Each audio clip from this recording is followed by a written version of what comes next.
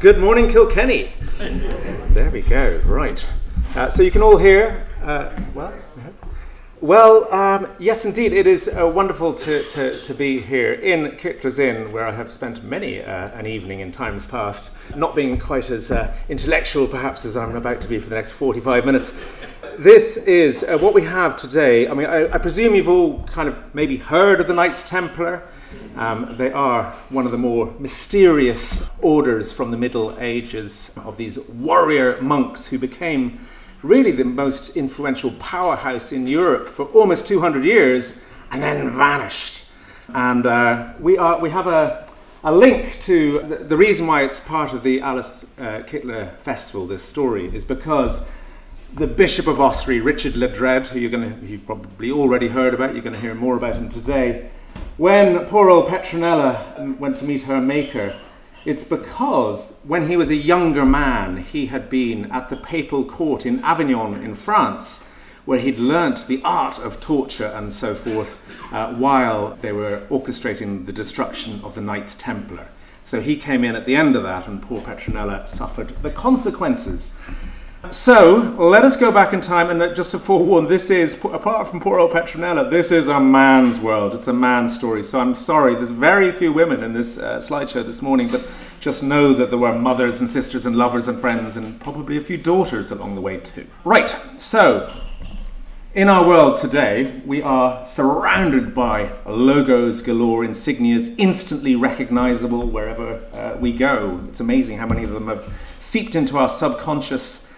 If we were to go back 800 years, the equivalent was this, which was an insignia that was well known widely across Europe, and it is the Red Cross of the Knights Templar, and it symbolized the willingness with the blood red cross of these martyrs, of these Christian knights who are willing to lay down their lives in the service of God. So, who were they and what were they kind of defending? To do that, we have to spin around the world from Ireland, and we bring our way all the way to the Holy Land, or the Levant as it was sometimes called. And in particular, we're looking at the Crusader states. These are these four states and kingdoms that ran from Ascalon, Gaza, and Jerusalem in what is now Israel, Palestine, up through Tripoli, that's the pink one. I don't know if you can, you probably can't read this on the back. The bottom one in green is the Kingdom of Jerusalem. Then you've got the county of Tripoli, which is now Lebanon. And above that, you've got the Principality of Antioch and the county of Edessa. And these are all, that's moving into what is now modern-day Turkey. That whole area is actually just a little bit smaller than Ireland, just to give you a bit of perspective on what we're looking at. And the Normans grabbed it. This was part of the First Crusade, as you can see at the very end of the 11th century, an enormously successful First Crusade led by a guy called Godfrey of Bouillon from Belgium. And they captured Jerusalem. You can see all the lines that are coming down here.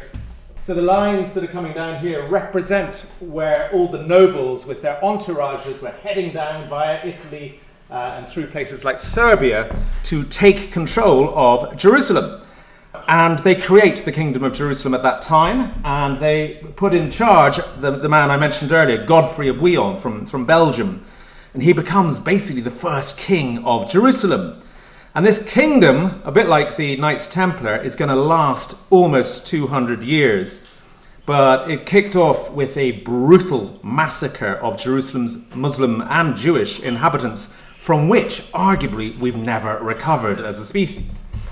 This is Jerusalem, which, one of the purposes of that First Crusade was to take control of the heart of the Holy Land, the holy city of Jerusalem, and to enable pilgrims to go from France, Germany, even Britain, to go down and get dipped in the River Jordan and so on.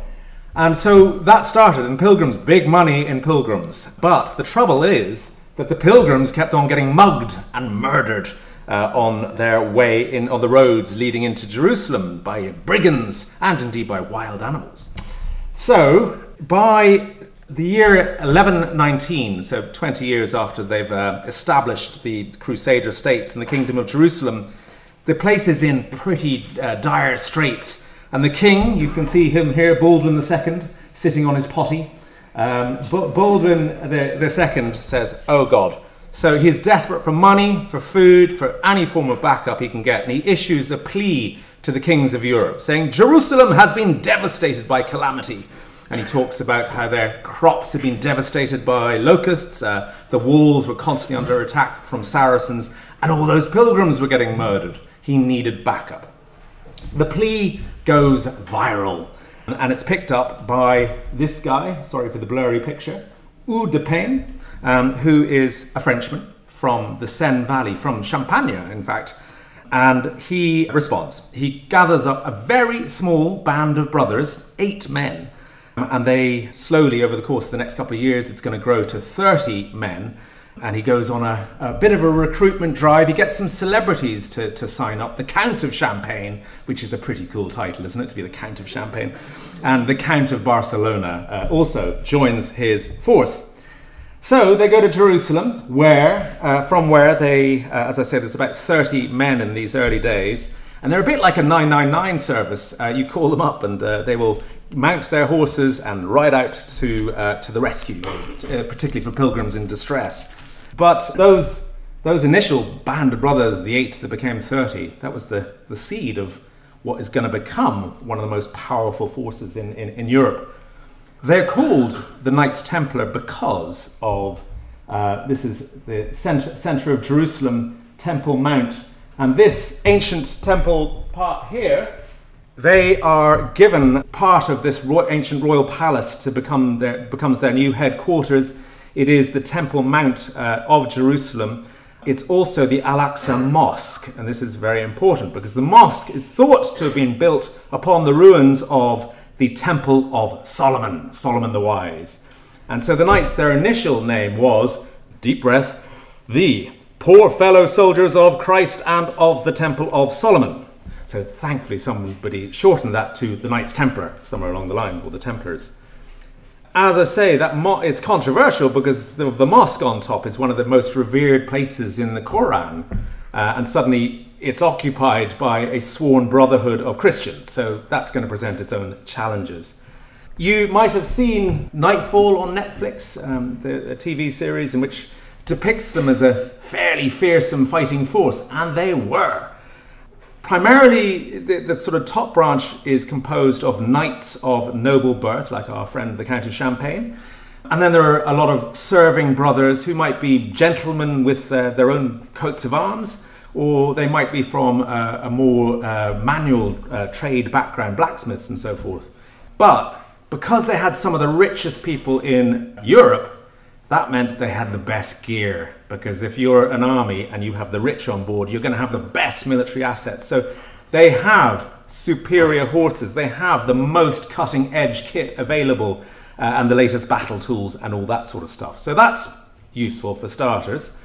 As I say, they are fearless, absolutely hardcore, and not averse to dying for their beliefs. In fact, quite a lot of them sought to die for their beliefs, which is exactly what you're looking for in your soldiers in medieval warfare, because of the eternal rewards of martyrdom and so forth. They were highly disciplined, and they would fight in squadrons of 10. The Bennettsbridge football team might want to take notice of this. They would fight in squadrons of 10, but like a football team, trying to sustain coherence is tricky, because for every group player you have your Neymar or your Messi who's going to shine above the rest, and so there was a lot of challenges trying to keep those units together. But they got it, and at their peak they would have 300 knights riding in close formation, these squadrons of 10, 30 of them, and they would make a charge, turning neither to the left, this is a quote from one of the chroniclers. Spurring all together as one man, they made a charge, turning neither to the left nor to the right. They charged their adversaries as though they consider their enemies to be sheep. So, they grew beards. People didn't grow beards if you were knights until these guys came along. They thought that was good, but they were also pretty smelly. They never washed. And apparently you could smell a Knight Templar coming in the early days. They'd changed their tunes They were very austere warrior monks in the beginning, and then they kind of went all rock and roll later in life. And anyway, we'll come to that bit. So they would spend their day between monastic duties and praying and fasting and things like that, and then sharpening their weapons and training and making sure their horses were in tip-top shape and all that malarkey. They had very strict vows based on the law of Saint Benedict, the rule of Saint Benedict. They vowed to defend the Holy Land, of course, but they also took vows of poverty, chastity, and obedience to the Grand Master. And if you've watched your Game of Thrones, there's a certain elements of it reflected in the Night's Watch there. They had quite a cool symbol, as well as the Red Cross. They had this was a symbol of the Knights Templar, very well known. Two knights riding one horse, which kind of emphasizes that vow of poverty, that we can share a horse, but also their dedication to helping one another. Okay, so we've got 30 knights. They're starting to get bigger every year, but they start very quickly. In the year 1129, they get the backing of a religious megastar, Saint Bernard of Clairvaux, who is the main man in the Cistercian order, the monastic order that is starting to take over huge chunks of Europe. And he's a neighbour of Hugh de Payne, the fellow I showed you earlier. Bernie says, right, he likes the idea of having his own private army. He doesn't quite go there, but he says, these are on my team. He has to do quite a lot of divine somersaults to justify having this really violent order by his side.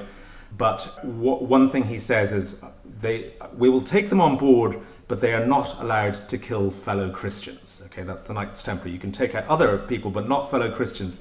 This will become important in a little while. 10 years later, 1139, Pope Innocent II says, right lads, you are now my private army. So they're now the Pope's private army, basically. He kind of needed them. He was in a bit of a civil war at that time. And hey, good to have the Knights Templar on your team in a civil war. His successor is a guy called Eugene III. He is the first Cistercian to become Pope. So those two worlds combining now. He calls the Second Crusade. So we had the first one, great success. Second Crusade, total flop. It was led by the kings of France and Germany. 35,000 people go down into the Holy Land, and it's a disaster. But anyway, the upshot is the Knights Templar do well. They don't disgrace themselves at all. In fact, that Pope Eugene is the man who then says, I would like you to wear this red cross. So that's when the red cross begins on their white coats. One of the leaders of that was Louis the Seventh, the King of France.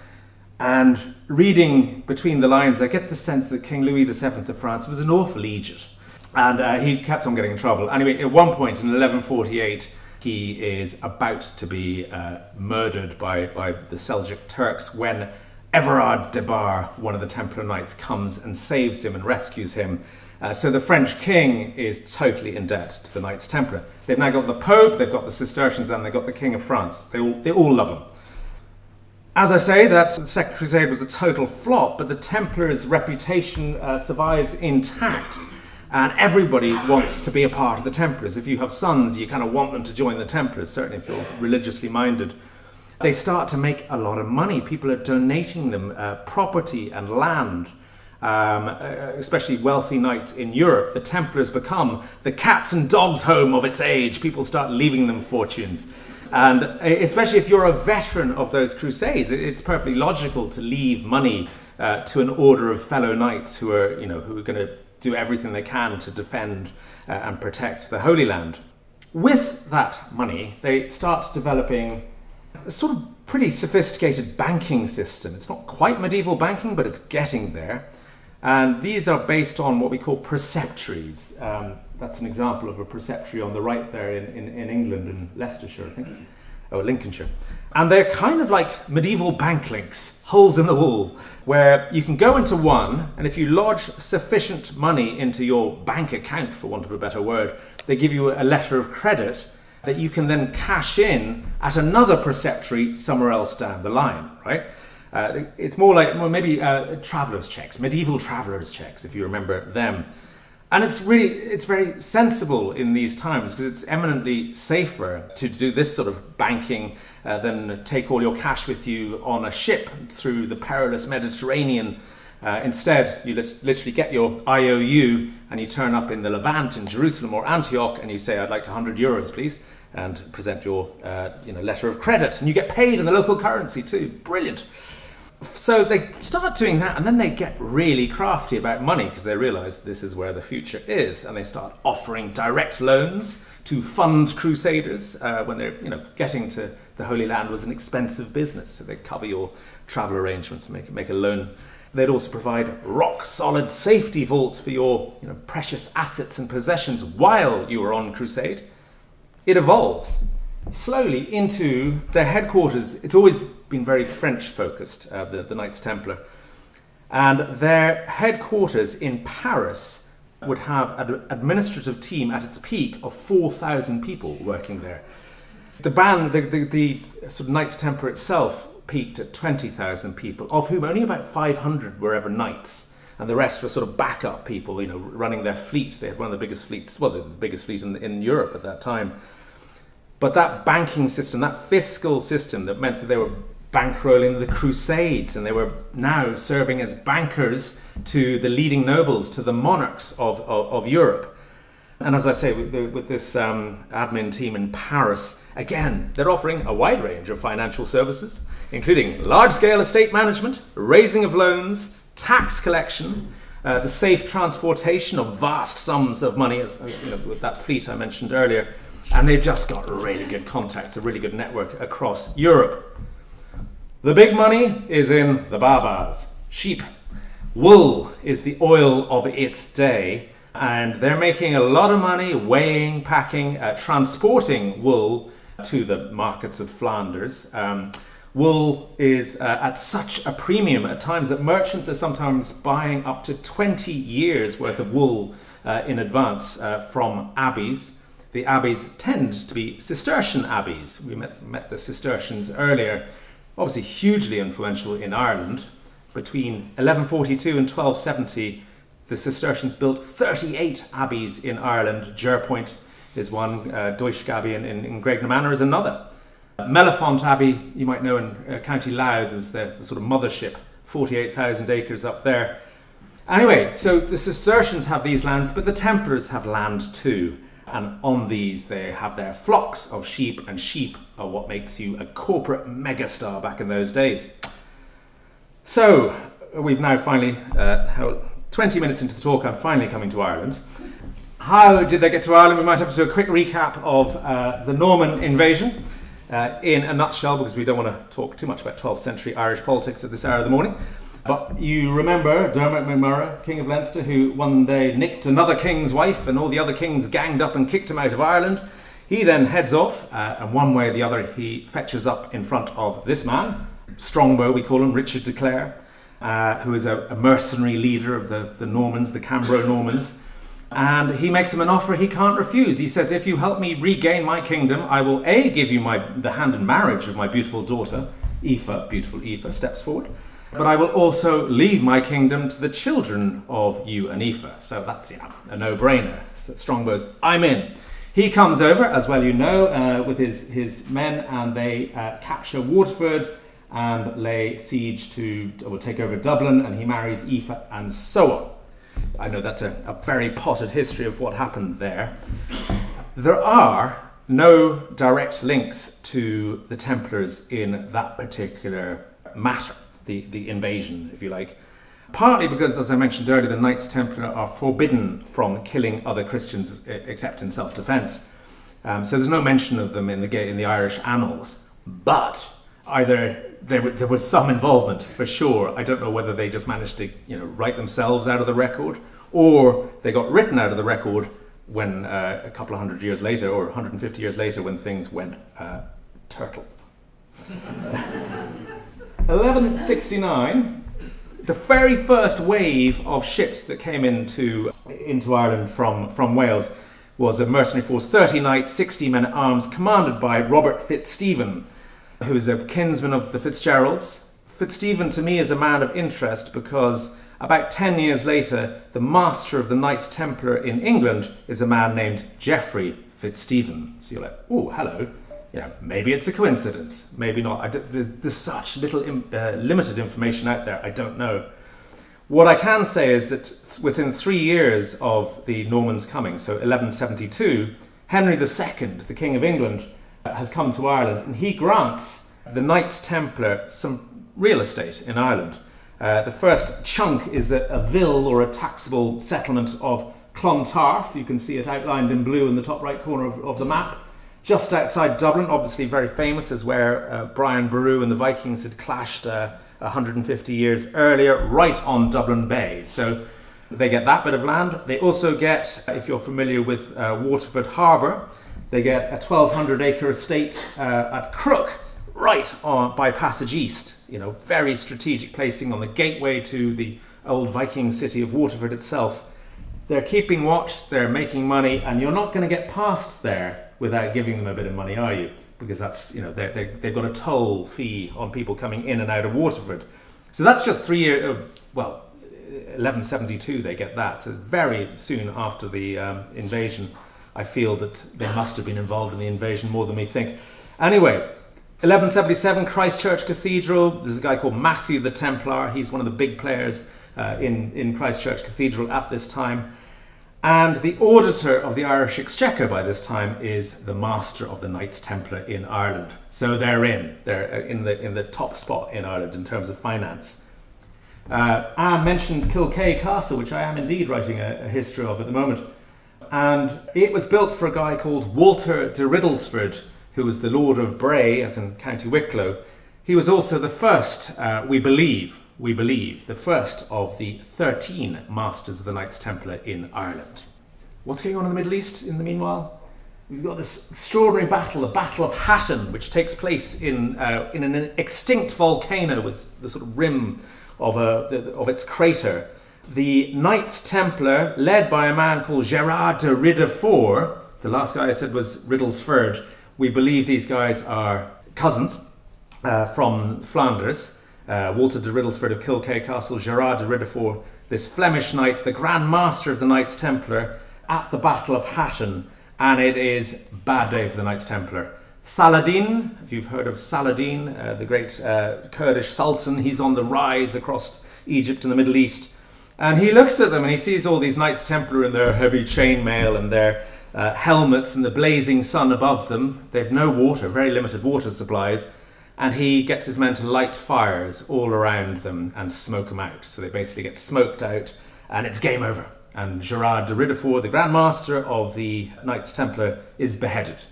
And that very soon after that, a couple of years later, Jerusalem itself falls. So, a lot is happening over in the Middle East at the same time. We also, I mentioned Tripoli in Lebanon earlier. That state is run by a Knight Templar called Gilbert de Lacy. He is the #1 administrative dude in Tripoli. And if that surname de Lacy is familiar to you, it is indeed, because we go full circle back to Kilkea Castle, the original one of which was built by Hugh de Lacy. You may have heard of Hugh de Lacy, the great castle builder across Ireland. He's Gilbert's son of the guy who was running Tripoli. He also built the castles at Trim, Durrow, where he got killed actually, Dundrum, Carlingford, I think even Clontarf. He built one of the versions of the castles there. So that's all happening. You also have these castles, the whole idea of these castles being built is coming from the Middle East, where there's a castle in Gaza, there's a castle here in Lebanon, Beaufort Castle, which were the prototypes of the castles right up to the one in Kilkenny. Okay, so the point being that these two worlds, and I must get a better map because England is claiming Ireland as the lordship of Ireland, but I'm quite sure that if you were in Ireland 800 years ago, it didn't look quite that red on the ground. But what it does do is it connects us via Ireland, England, through this corridor in France into Aragon and Barcelona, Majorca, Sardinia, Sicily, and all the way over to Cyprus, Antioch, and, well, no longer the Kingdom of Jerusalem, but they're still holding some of those northern Crusade estates there. Right, so, back to Ireland. The Knights Templar from my research to date, owned property in at least 13 Irish counties. I don't know how much acres they had, but we've mentioned the 1,200 acres in Crook in Waterford and the place in Clontarf. They also owned the southern half of the Hook Peninsula in County Wexford, which was just over 5,000 acres. The northern half of the Hook Peninsula was incidentally granted to the Cistercians of Dunbrody Abbey, so they've got the Hook. You can see the lighthouse at the end of the Hook Peninsula there, which was, of course, established by William Marshall, who's a name that is probably familiar to many of you. The greatest knight, the richest knight of his time. He built the Cistercian abbeys again at Tintern and Duishk. And in 1219, William Marshall, the most influential man of his generation, really, more influential than the king quite frequently, he said, I'm going to fulfill a vow I made when I was a young man, and I would like to be buried as a Knight Templar. And he's buried in the Temple Church in London. His face has been quite bashed up. That actually was a bomb in the Blitz in the Second World War.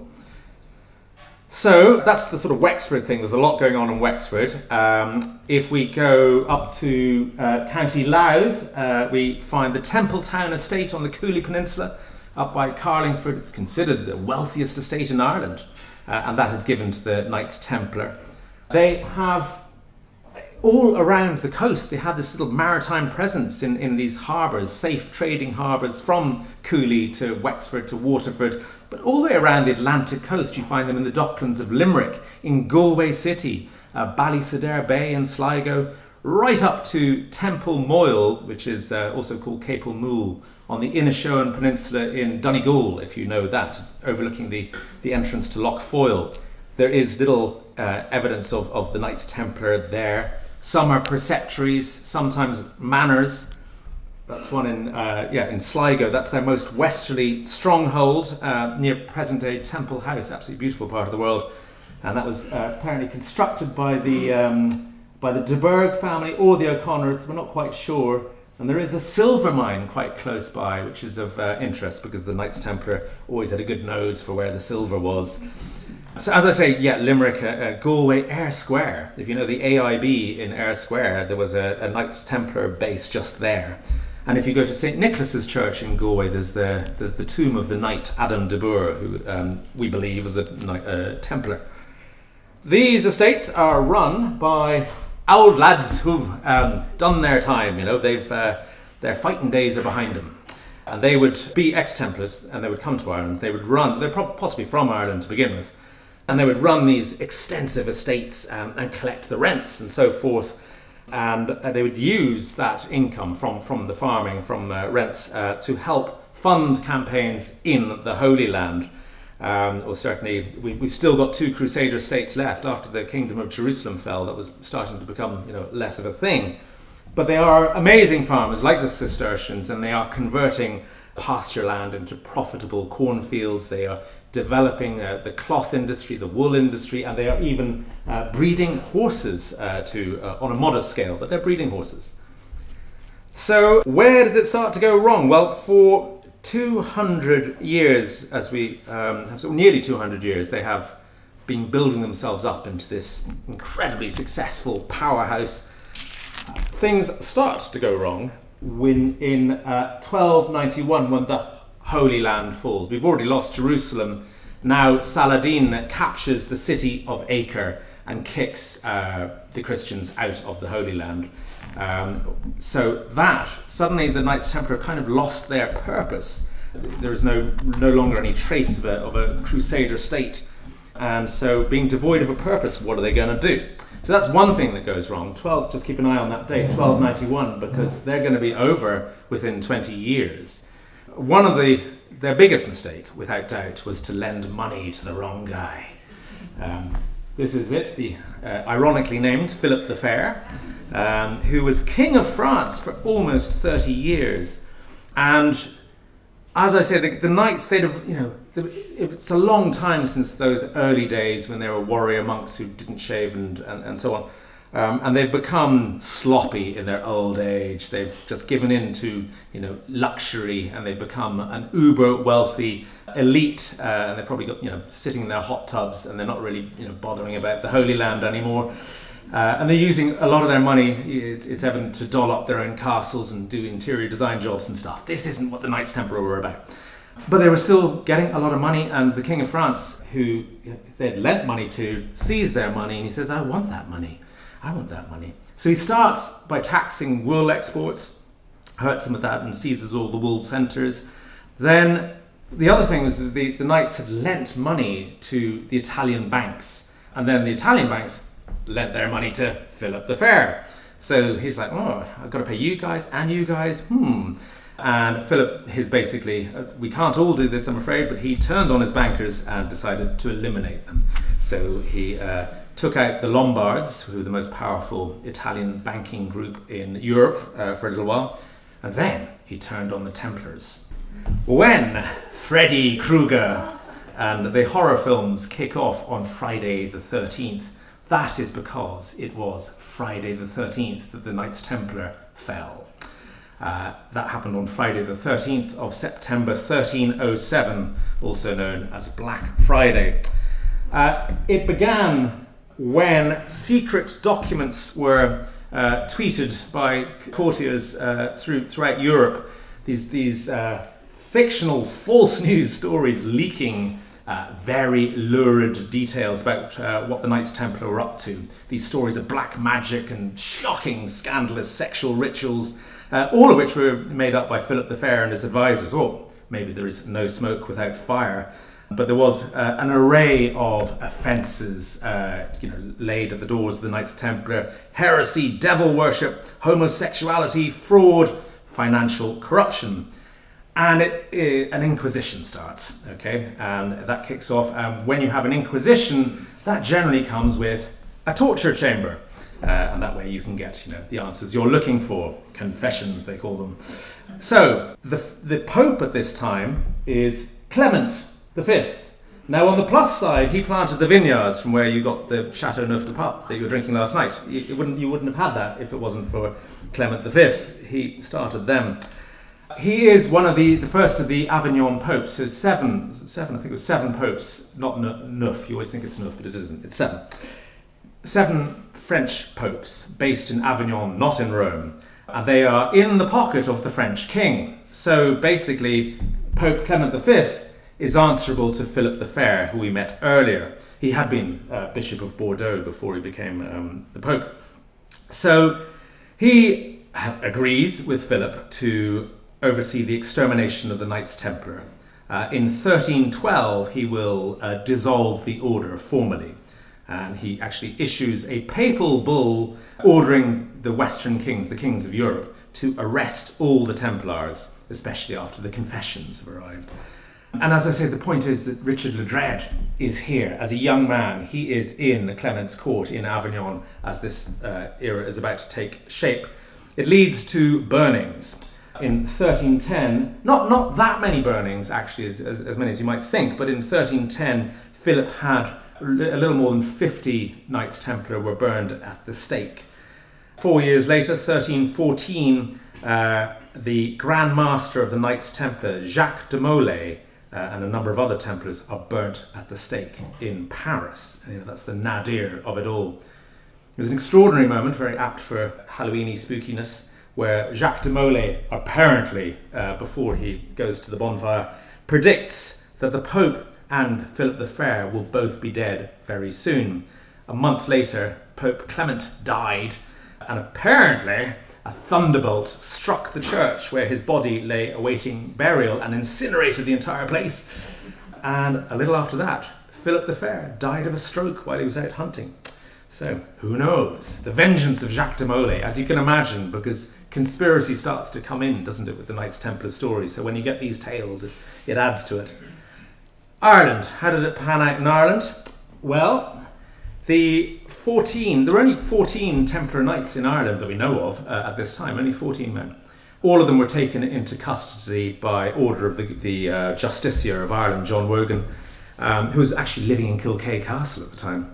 Anyway, they're taken into custody initially in Dublin Castle, then they're hauled into St. Patrick's Cathedral for a 4-month Inquisition, moderate torture, which is presided over by a troika of papal delegates sent over from, well, England, but from Avignon, really.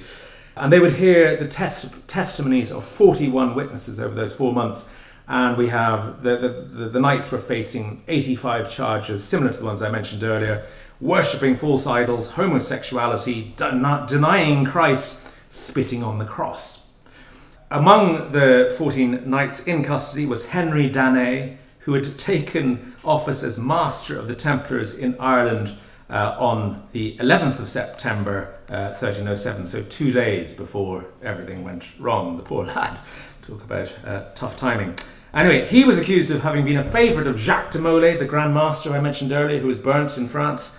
And indeed, after vicious torture, he was accused of having sex with Jacques de Molay. So this is massive, and you can only imagine the tittle-tattle going through the streets of Dublin at this stage. When the trial concluded, the sturdiest penalty imposed on any of the Irish Templars was that the accused must do penance. There was no bonfires, there was no burning, no executions. They were absolved, pensioned off, and they all retreated into monastic retirement.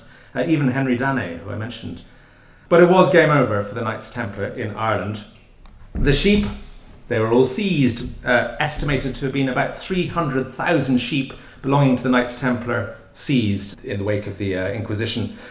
All their land, all their money confiscated and officially dispersed to rival religious orders. The Knights Hospitaller, that you might have come across, who'd been their sort of arch rivals for years, they got quite a lot of it.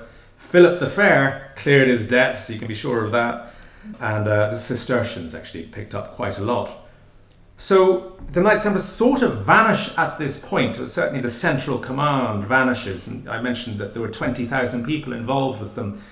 But I think what actually happens is that those on the fringes, away from the sort of central knights and the key power places, they're kind of free to do their own thing. Perhaps they carry on doing their own thing. If you're if you're one of the merchant families in Galway, like the Darcys, who appear to have been Knights Templar at the beginning, they're just kind of, you reinvent yourself, and you're going to carry on with wool. You're going to carry on with banking. You've still got the networks. You've still got the contacts. You're just going to take down the red flag, the red cross, and say, "Oh no, those Knights Templar, terrible lads, terrible lads."